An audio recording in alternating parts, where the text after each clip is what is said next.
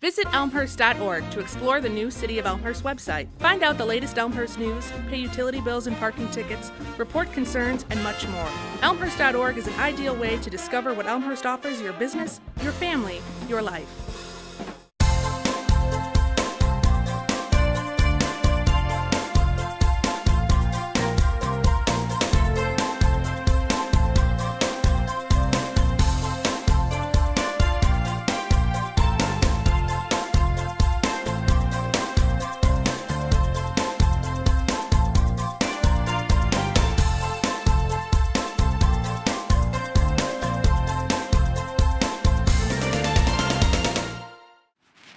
Good evening, and welcome to Elmhurst Symphony Orchestra's final performance of our 52nd season.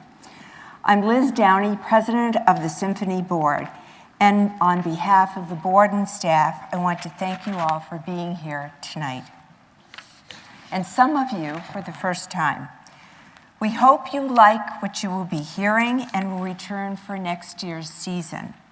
And speaking of next year, during intermission, you will have an opportunity to secure your yearly subscription. Seek out the subscription table for more information. We will also be offering a Split the Pot ticket raffle and an opportunity to attend our after-concert event honoring Sam Raimi, our guest artist for tonight's performance. You have heard me say this all year long. If it were not for you, our attendees, there would be no reason for us to be here. Thank you for supporting the ESO through your tickets and your donations. And if you have not already, please consider a donation to the Symphony. You've also heard me say that the ticket prices don't cover the full cost of our performances. We rely heavily on your generosity. To those of you who have supported us in the past and for years, and I know many of you are here, a hearty thank you. I also want to thank another group of people who, without their generosity, their talent, and their interest, there would be no ESO. Our musicians make beautiful music all year long, year after year. But so many of our musicians go way beyond what is asked of them. This symphony is very special because of your talent, your loyalty, and for that, we thank you. There's another group that deserves a special mention, our ECRC staff. Jack, Marv, Greg, Andy, Kyle, and Sean. They make all the logistics happen, and they do a phenomenal job, and we thank you. And now to tonight's concert, which many of you know I have been impatiently awaiting all year long. To say that you are in for a treat is an understatement.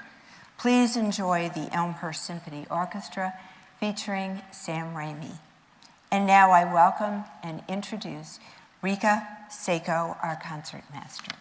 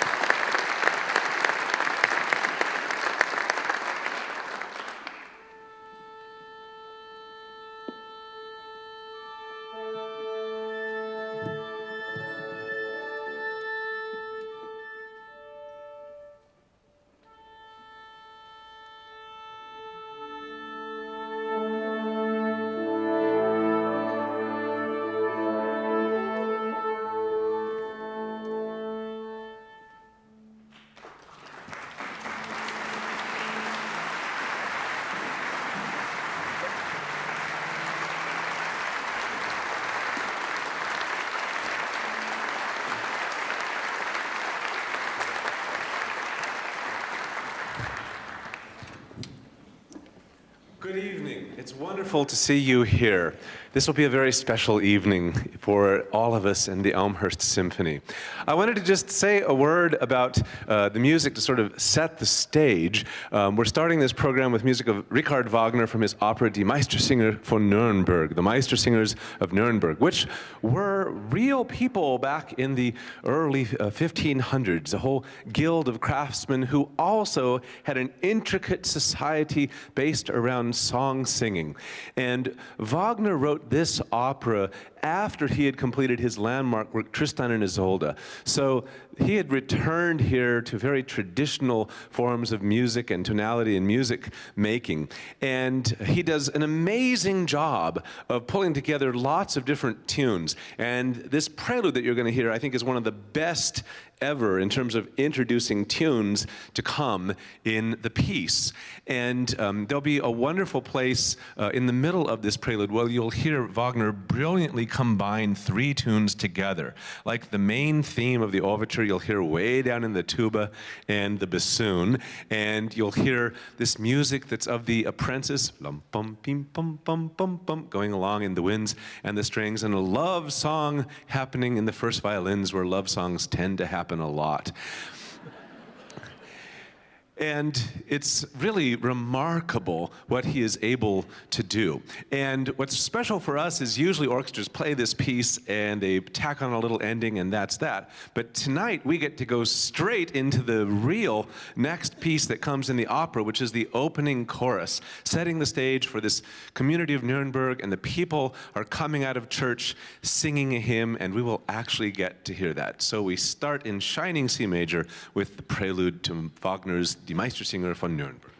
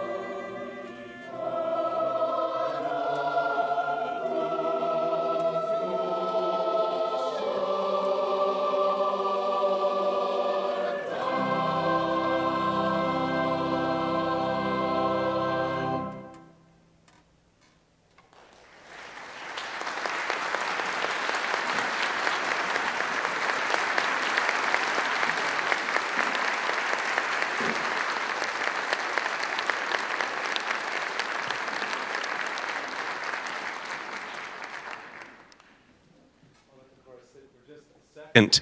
As we move on to this second chorus, we'll perform from Die Meistersinger. So you might be interested to know that Wagner not only wrote all the music for this opera, he also wrote the entire story, based, as I mentioned, on the actual historical tradition. Now, right after this chorus happens in the opera, the leading lady, Eva, comes out, and a young knight appears from a neighboring region named Walter von Stotzing, and they meet. And as things must go in opera, in under 3 minutes, they fall instantly in love. They never really touch or anything. They just fall instantly in love. And we learn within 5 minutes that in order for Walter to receive Eva's hand, he must win her in a song contest to be held the next day. And so Wagner basically gives you the premise of the plot right there in the first 5 minutes. He is the only composer I know who could A, base an opera on the premise of having to write the perfect song and then write it, which he does, and take another 5 hours and 20 minutes to tell that story, which he basically unfolds there in the first 5 minutes. So there's a wonderful second act where the town clerk Beckmesser struggles with his competition song and is constantly exacerbated by Hans Sachs, who is the leader of the guild, and Hans Sachs was a true master singer himself. And they had all these intricate rules, and while Sachs works on a pair of shoes, he hammers extra loud every time Sixtus Beckmesser makes a mistake, much to his aggravation and chagrin. And what you're about to hear now comes from the opening of the third act, which is actually St. John's Day, or Hans Sachs' name day, which is June 24th, or Midsummer's Day. And this is a short but very beautiful chorus, Wach auf, or Awake.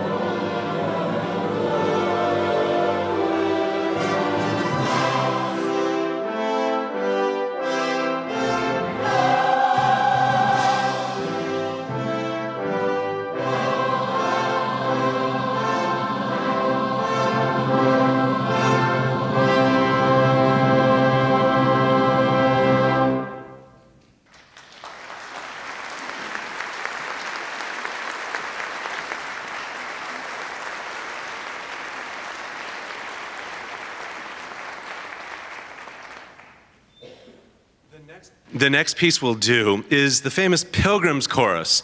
And since this is a chorus representing people traveling a great distance, I'm going to ask the choir to do exactly that.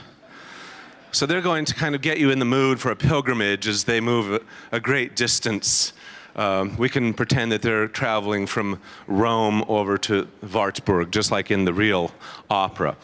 So, very quickly, this very famous music is foreshadowed by the overture to Tannhäuser. Wagner uses pretty much exactly the same music and this magnificent chorale and the orchestral setting around it.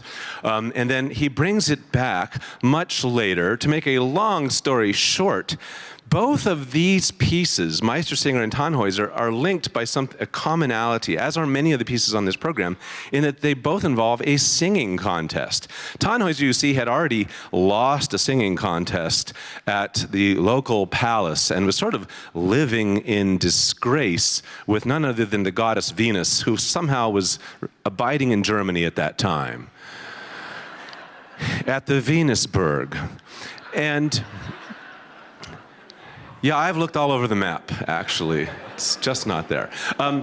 But to make a long story short, one day these knights pass by and they recognize Tannhäuser from that earlier visit, and they invite him to come back. And they tell him that even though he lost that singing contest, he actually stole the heart of Elisabeth while he was there. And she's been in seclusion ever since he went away.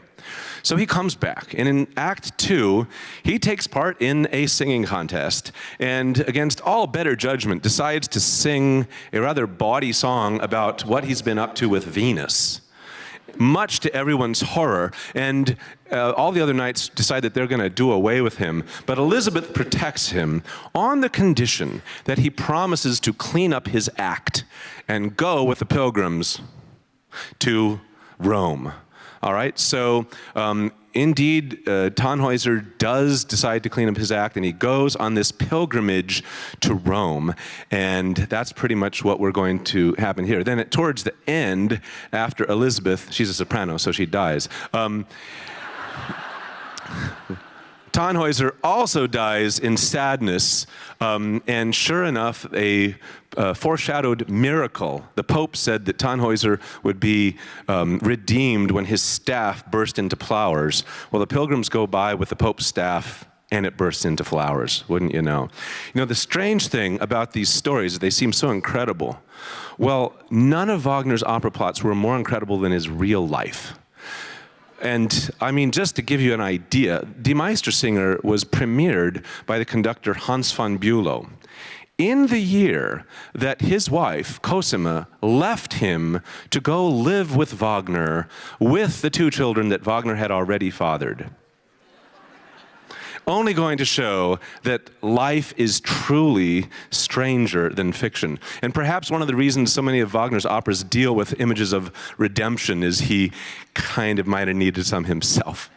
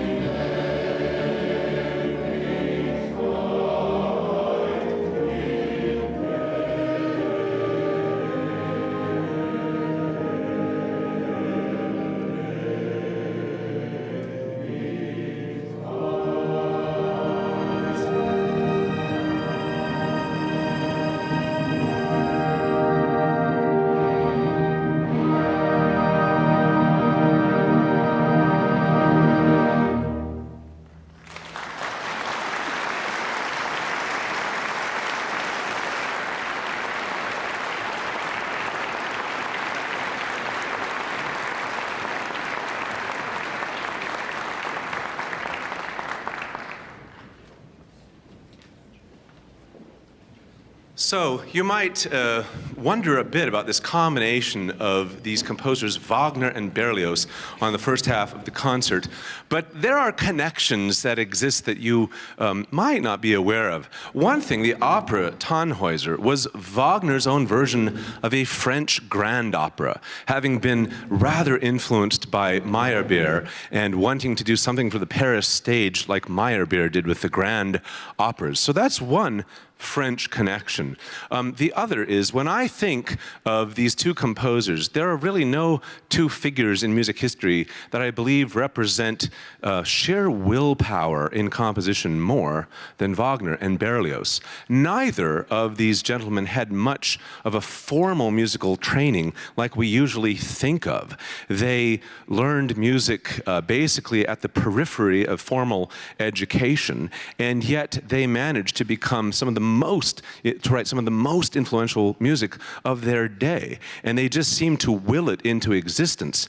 And neither was an accomplished performer like Mozart or Beethoven or Brahms, who are gifted at the piano. Well, neither of these gentlemen performed in public like that at all. Berlioz played the guitar and flute, not the normal model. And yet he had the audacity to go to the opera house or the concert hall and sit up in the box, and from the box criticize the conductor for things that were happening. I'm glad he's not around today, actually. And just to give you an idea, when Berlioz won the Prix de Rome and happened to meet Mendelssohn, who was there visiting, and Mendelssohn wrote back to his sister about meeting this Frenchman who went on and on about this crazy 5-movement symphony he was planning to write based on an opium-filled nightmare, which is actually the piece we finished last season with the Symphony Fantastique. Mendelssohn wrote to his sister that he was so depressed at the image of this crazy Frenchman that he couldn't write any music for 3 days. Well, Berlioz did what he wanted to do all the time, and he wrote this epic opera, Les Troyens, almost as long as Meistersinger. And in it, he has this one scene of a royal hunt and storm, which is really fairly rarely heard. And he decided to let it completely represent the action. The only word that appears in it that's sung is Italy. And that's a little connection to the next part of the program and the visitors from Rome that we heard just a minute ago. So lots of connections. Here's the Royal Hunt and Storm from Les Troyens of Berlioz.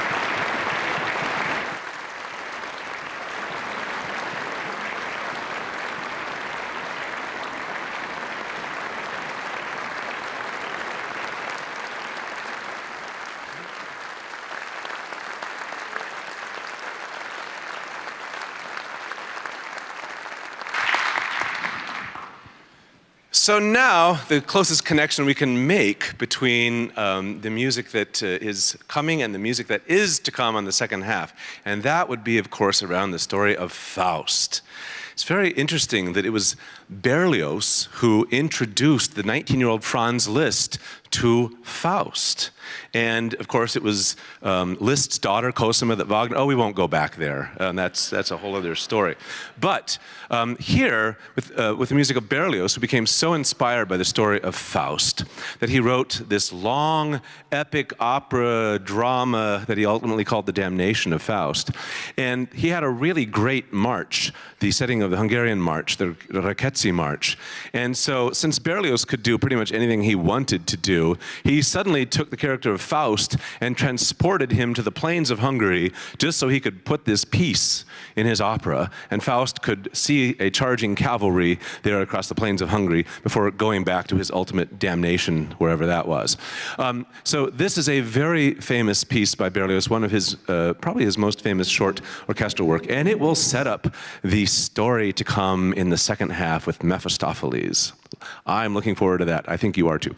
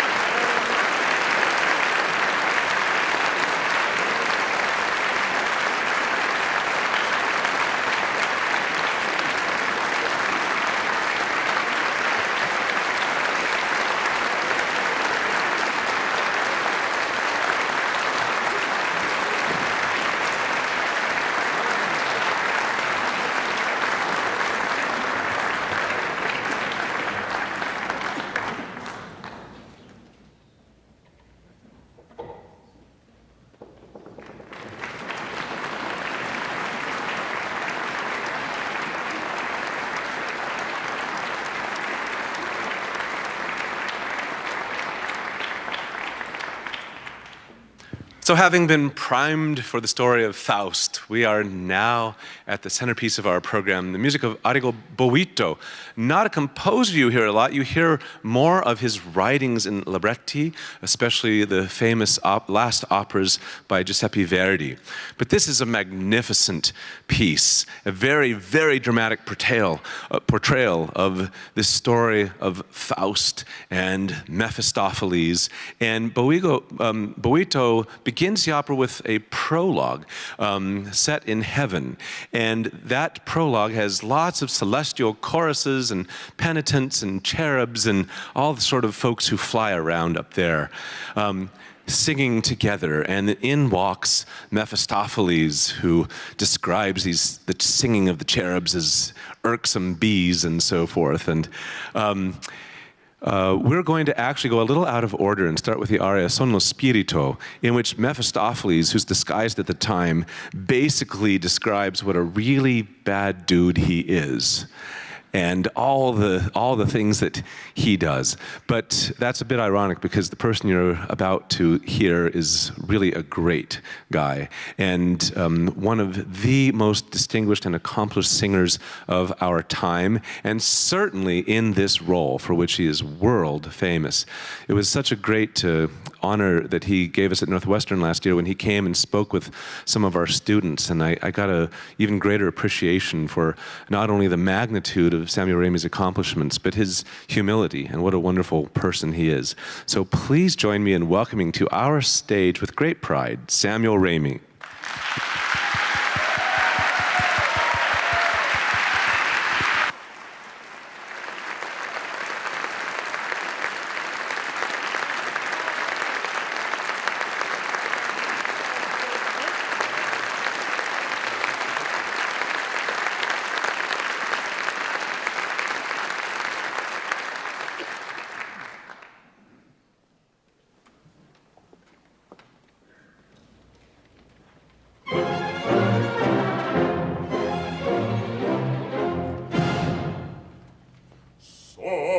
Lo spirito che nega sempre tutto, l'astro il fiore, il mio ghigno e la mia bega turban l'iozi al creator. Voglio il nulla e del creato la ruina universal e atmosfera mia vital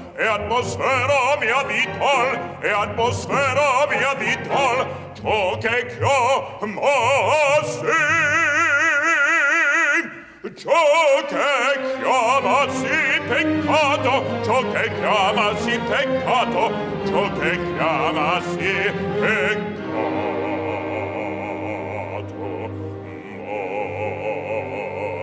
morte, mal. Rido e attendo questa sillaba.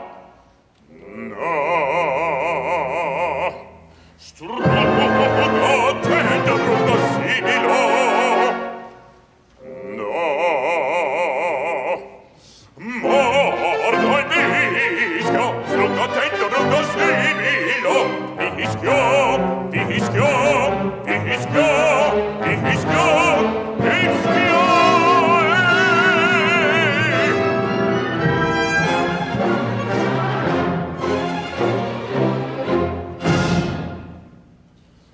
Parte son d'una tebra del gran tutto, oscurità. Son figliuol della tenebra, che tenebra tornerà.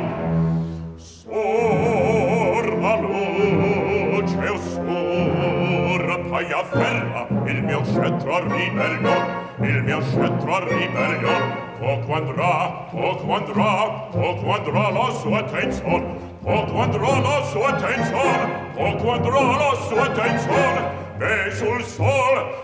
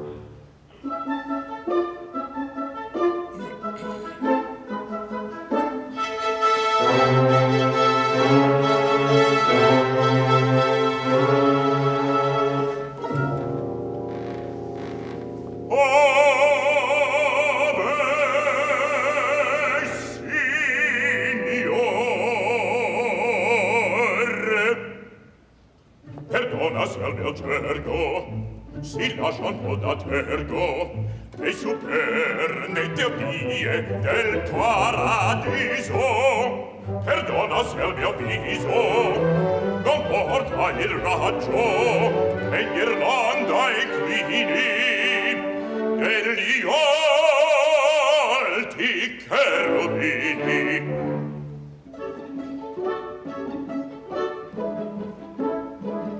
Perdona se dicendo io corro rischio di buscar qualche fischio.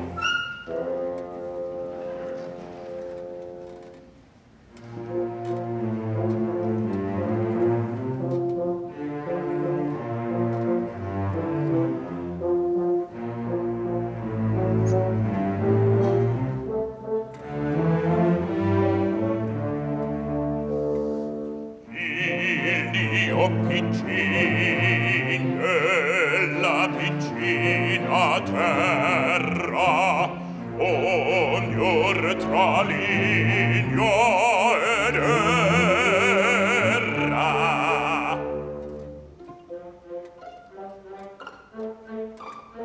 E al par di grillo saltellante a caso spinge tra gli astri il noso, poi con tenace fatuità superba fa il suo trillo nell'erba.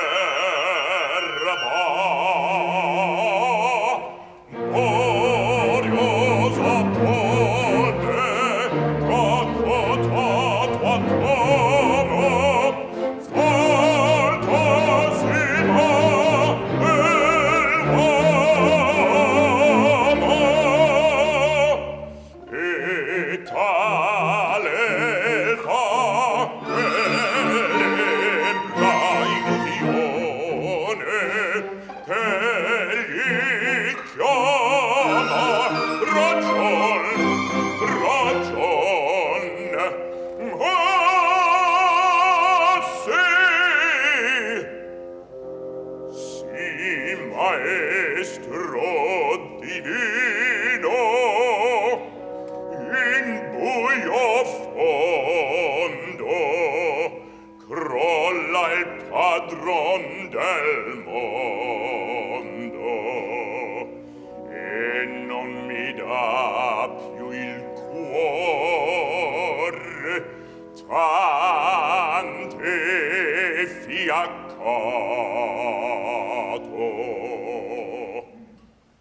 di tentar al mal.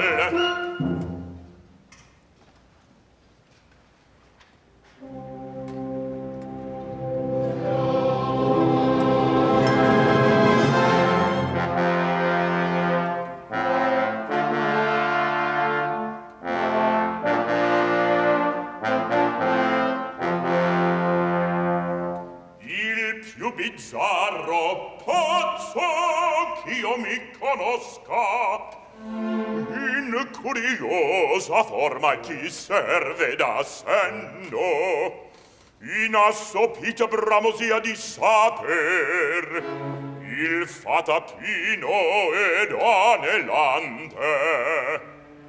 Egli vorrebbe quasi trasumanar e nulla scienza al cupo suo delirio e confine.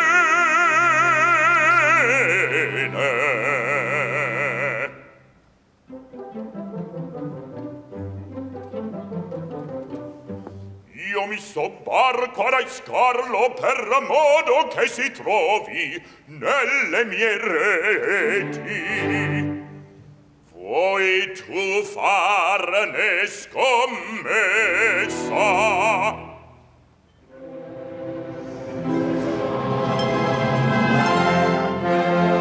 Sia vecchio padre, a un rude gioco t'avventurasti e morderà nel dolce dei vizi e sopra il re del ciel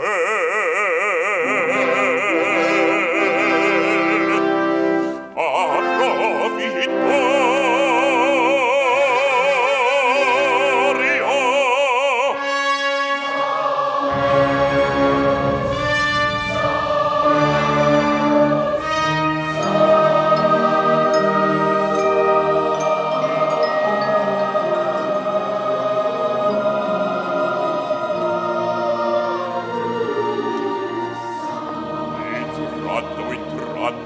Piacevol cosa veder il vecchio e dal guastarmi seco molto mi guardo. È bello udir l'Eterno col diavolo parlar. Si umanamente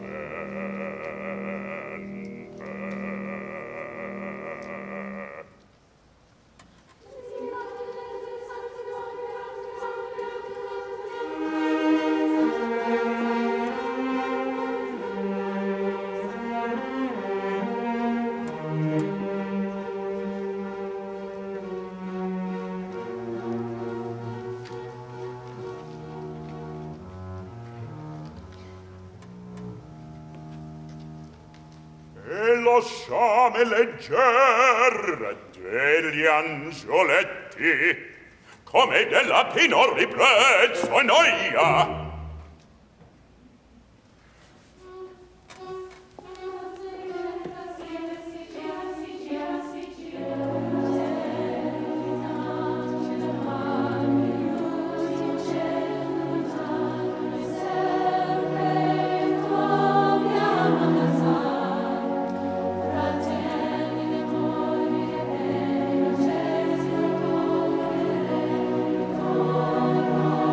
Sancti